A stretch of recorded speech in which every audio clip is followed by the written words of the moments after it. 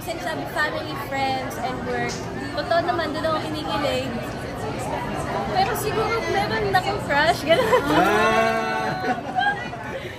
Showbiz ba yan? Non-showbiz Bigyan ba mo yan? kami clue.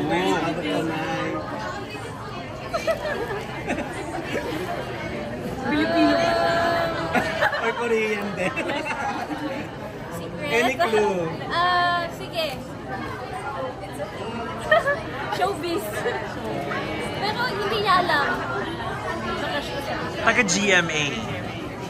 Secret. Kasama mo sa abot kamay.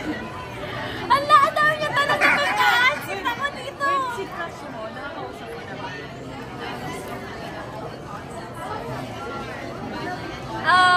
Okay, ito na lang. Nanliligaw na ba? Kaibigan ko siya, pero hindi niya alam na gusto ko siya. Oh my God. Pero Paano mo siya na... So kung mapapanood niya to, ewan ko kung alam Paano niya. mo siya na-crushan? Kasi palagi kayong magkausap, magkatrabaho. Alam mo po kasi ako, hindi ako madaling kiligin. Hindi ako madaling magkagusto na porket lagi ko nakakausap na nagugustuhan ko.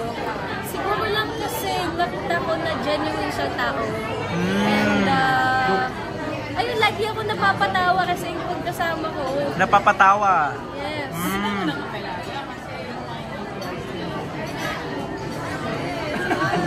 Nasa abot kamay siya. Salita kasi. Tapos pag pinanood niya ito, baka isip, Wala niya naman po siya yun. hindi niya malalaman kasi, ano eh, kapag gusto ko yung tao, suplada kasi. Paano pag Hindi naman, I mean, hindi talaga ako maano gano'n. Paano pag nalaman niya? Anong magiging reaction mo? Mawawala ba yung magiging crush mo? Sure po siyang siya yun. Wait lang. Kapag niligawan ka, ano ba yung gusto mo? Long courtship? As friends? Yung pinagsisiba ka ba ng kahoy? Grabe naman. Ako kasi po, feeling ko talaga, sabi kasi sa akin po ng mga tao iba daw talaga pag kaibigan mo, tapos nagka-something, gano'n. So, ewan ko po kung anong mangyayari in the future, pero sa ngayon lang, ayun, kinikilig lang ako, kaya ini-issue niyo ako. Kasi kinikilig din kami. Alam natin si Mami mo, very... Sinabi ko sa kanya. Ano reaction niya? Kinikilig ako, sabi niya, sige na, minsan lang daw ako magiging bata. So, enjoy ko daw, pero syempre, Pero alam mo na naman,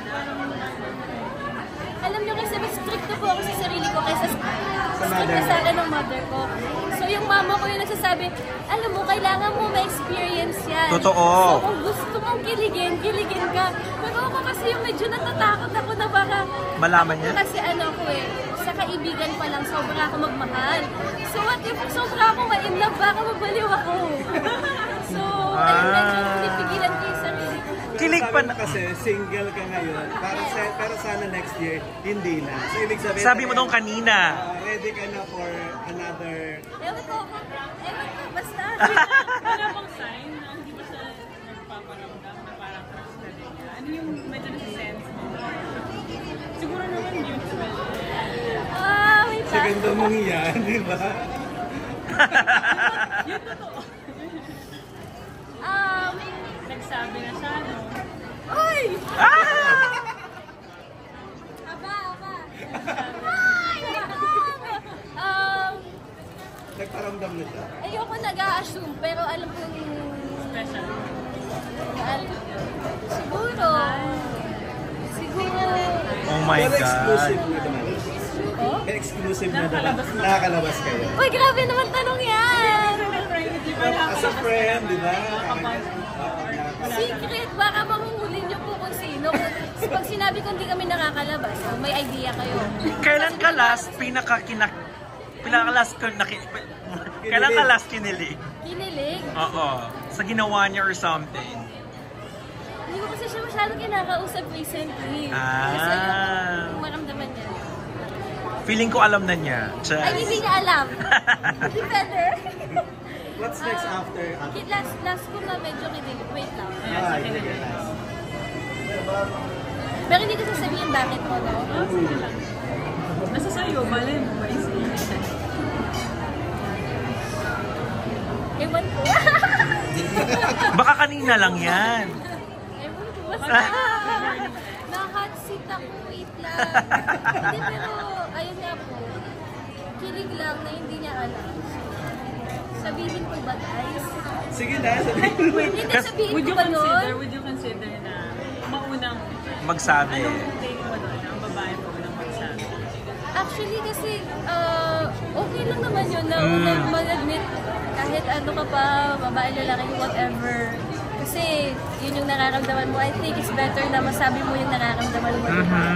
Kung gusto mo yung tao or hindi or whatever, it's for yourself na ma-express mo yung nararamdaman mo. Pero, ako, hindi ko sasabihin. Ako personally, kasi nahiya ako. Kung siya naman ang magsabi, paano mo i-handle? Paano ko ba hinandle? Nagsabi na! So, yun Ay, yan. ang tagal mo! Nagsabi na! Okay na, legal age. Basta, ayun, ano po kami? Magkaibigan. Okay, sige. Kinakabahan siya. Guys, pero huwag kayong mag-alala. Kapag nagka-boyfriend ako, kayo yung una ko sasabihin. Yes, dapat! Thank you. Kaya kasi lang po kayo. Thanks, Celia.